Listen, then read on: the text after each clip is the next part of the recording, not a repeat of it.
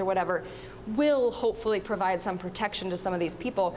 And so, I mean, you're driving through, you know, doing stories, and here all of a sudden is an entire community circled by sandbags. And I mean, it just, I'm trying to explain to my parents in Pennsylvania, like, I'm trying to take cell phone videos when I'm going down just to be like, I have never seen something like this. And so as far as what I've Josh seen— Duhamel is on the phone. Can you hold Yes, on one I guess second? I can hold I'm for gonna- Josh. 484. You want to let her talk to him? Okay, let me get this picked up here. Hi, this is Shaun. Sean, Yes, sir. how you doing, buddy? Not too bad. Who am I speaking with? This is Josh Duhamel, Josh, where are you calling from? Moscow. No kidding. I've been glued to my computer watching you guys on Ustream. You know, it's difficult to see some of the stuff that's happening there right now. Yeah, it really certainly has made a very big impact, I think, not only to North Dakota, but it's certainly garnering a lot of attention around the world. So I have to ask, Josh, how did you first find out about what's going on all the way halfway around the world here? Well, my sister and my whole family is Minot, and I've been keeping in touch with them and trying to, you know, see how bad things are going to get, and they're moving out of their house, and it looks like they're going to lose their place too. And I'm sorry to hear that you and Jim and Perry and everybody are going to lose their houses. It's heartbreaking. Yeah, and we certainly appreciate that. And that was actually my question. Does your family have a place to go here in Minot? What's kind of their? I mean, you don't have to go into great detail, but do they have a place to go?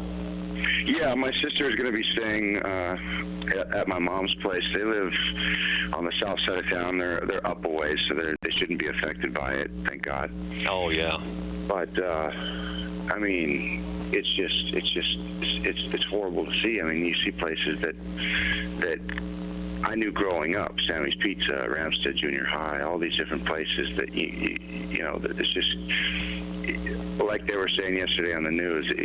You see these things happen in other places around the country and around the world, but when it happens to you, it's a little bit more impactful, I guess.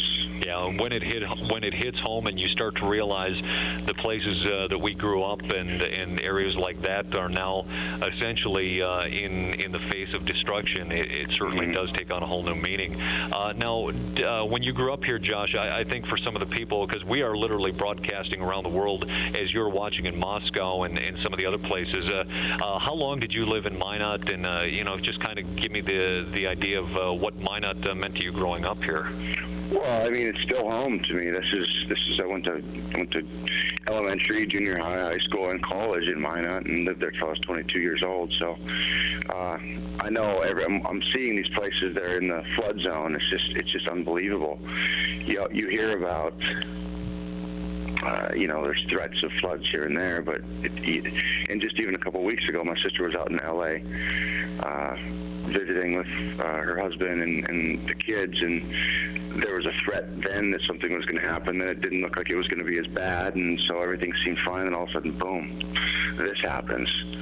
And I feel a little bit silly sitting here in Moscow promoting a movie when I feel like I want to be home. Well, and you know, if there's any one thing that I can tell you, Josh, Tom and I were just even talking about that. You know, we have to keep some sort of normalcy in our lives. I mean, even you know, my wife and my kids were displaced among the 11,000 plus people in the area, but I think it's that one thing that we need to try and create a little bit of normalcy in our lives to basically get through this. And I know that sooner or later, it's all going to come to terms, and I'm sure you and your family are going to rally around and help your sister.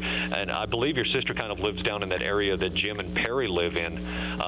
You know, it's just the How about the fairgrounds? Down by the fairgrounds. Yep, in that Souris area, Souris Drive area. But it's really tough to come to terms with the idea that when you leave your home, what you're going to come back to is just something else. Yeah, well, you know, if there's anybody that's equipped to handle something like this, is the people of Minot. And, you know, I've been talking to my sister, and I've been talking to the Red Cross for the last couple of weeks. We were going to try to put something together quickly a couple of weeks ago when it was happening, and then I decided that it's maybe best to push it till the end of the year when we can really organize it the right way. They do something in Santa Monica that I've been working with them with for the last couple of years called the Red Tie Affair, where they raise a whole bunch of money, and they have a big event where, with the auction, and, people pay a certain amount to have a table and all these things. And we were thinking about doing that, but now it seems like there needs to be something more quickly put together. And so I don't know what to do. If you got any ideas, let me know. I'd be more than happy to do whatever I can. Even like we were talking, Josh, looking at the North Dakota State Fair, trying to decide if this thing is even going to happen. You're talking about a number of acts that have been booked long in advance. We've got Toby Keith and some of those other fine folks that we were hoping to see this year. And like we were discussing, we may have to have an event that it may not be the state fair that we know. It may be a state fair that we just pick out a pasture and throw up a stage and have an event like that. But and we were even talking, having benefits and things like that down the road as the flood waters recede, because like we were talking about, I don't know if you were listening earlier, but this very well could be September for a lot of us that even get back into our homes. Yeah. And if the haste might be, I don't want to say premature. I know the city of Minot would be more than grateful for anything that is put together for any help, and whether that's just helping with folks that are displaced, or just a community effort to help get the city back on its feet. That's something that can be considered down the road. And I thought you were going to ask me if I wanted to come in and sing a few songs or something. Nobody wants to hear that. That's about like me. Convince his wife. Well, yeah, Kate's sitting next to me, and she said maybe he can convince his wife. I think she might be able to carry a tune. Well, she sends her best too. Believe me, she knows all about what's going on. She's in France right now. I'm going to see her in France. Okay. In a couple of days, and she loves coming back to Minot with me, and she loves my sister and the family and everybody. So she's feeling for you guys too. So who knows? I'm going to try to talk her into doing something. Okay. Because I think people would rather see her sing than me. Okay. I can't promise anything, though. We're not going to, Josh. We're not going to hold you to anything whatsoever here, because we are going to do some kind of an event, though, at some point. But I like that idea of doing, even if we can't do it at the fairgrounds, do it somewhere else. Josh, you were talking about going to Ramstead Middle School. Yeah. Earlier, we've got a picture on the screen. I don't know if you're webcasting right now, but it's a picture from the '69 flood of Ramstead, and they actually still to this day, Josh, have that watermark on that main door. When you walk in, you can walk straight ahead, and it's about a 5-foot line on the wall. And unfortunately, if we don't get a levee system built around that school as well, we're going to have to add a new watermark that is going to be about 7 feet higher than what it was in that picture. So, that kind of gives you an idea, and gives everyone else watching the tragic fate of what's headed for all of the Souris Valley. So, it's tough to swallow for any of us. And like Kate said, she's brand new to Minot and is coming into a community that's pulled together to help save as much as we can, and knowing what's ahead for all of us. But I'm certainly it'd be great to talk down the road, like you said, to put something together. What that timeline might be, who knows? We're in such uncharted waters right now with a situation like this. One of the we've been answering a lot of Facebook questions throughout this event, and even Kayla Peterson said, events like We Fest, but fundraisers and things like that, it's so early to even try to nail something down. But well, that's the thing. It's all happening in real time, and I'm just sort of, it's hard to really grasp how bad it's going to be. So I'm not sure. I wish that there's something I could do immediately. One good thing is that I'll be able to bring some attention to it and raise as much money as I can, and bring, let people know that, there's going to be a lot of displaced people in Minot for quite a while, and, whatever help that they can give would be, tremendous. And so that's what I'm going to try to do for now. And, down the road, whether it's a month or 2 months, we're going to try to put something together to raise as much money as we can to help those people that are in need right now. And I can only say, speaking on behalf of everyone, we would be tremendously grateful, if nothing else, for the attention.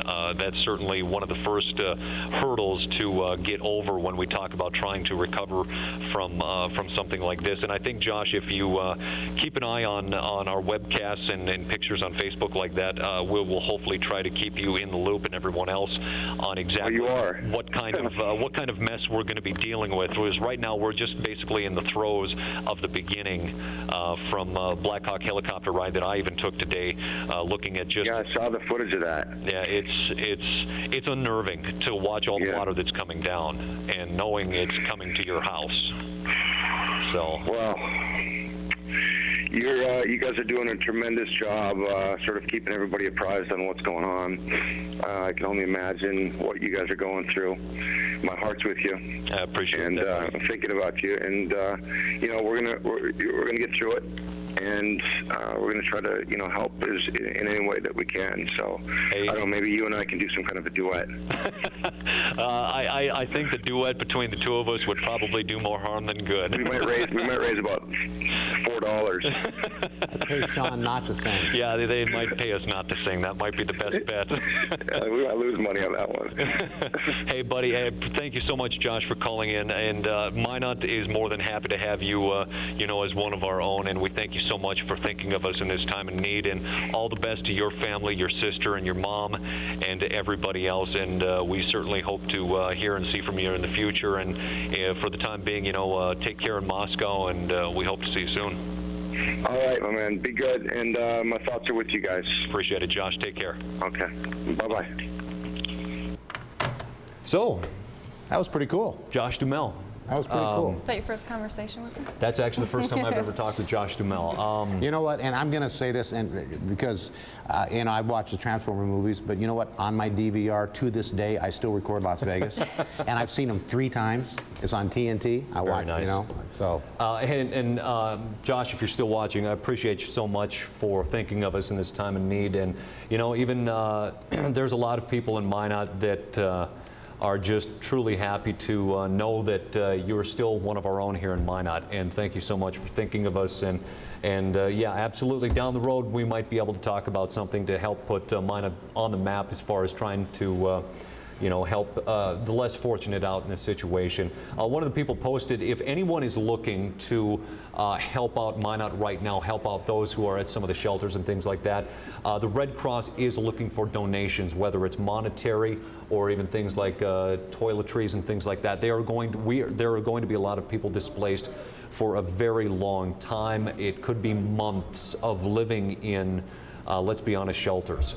So if you are looking at helping anyone out in the immediate now, donations can be sent to the Red Cross. You can go on and look for the Mid-Dakota chapter of the Red Cross. Can we put up that telephone number for the Red Cross? I know it might take a second to jump onto that CG machine and unlock it, but there it is. It's 852-2828. If you're looking to donate, the Red Cross is doing an amazing job right now in helping with the displacement of the people here in the Magic City, and not only in Minot, but in Burlington, but in Sawyer. We have so many people that are going to be out of their homes. It certainly would be a great idea to reach out now, and then we'll worry about the bigger picture as we go along as well. How about thinking, like, say you're living in Logan, and 2 days ago you hear one number, which is bad enough, and then all of a sudden you wake up the next day and it's 3 feet higher for the projected crest. Yeah. I mean, this is not just Minot. It's Ward County along the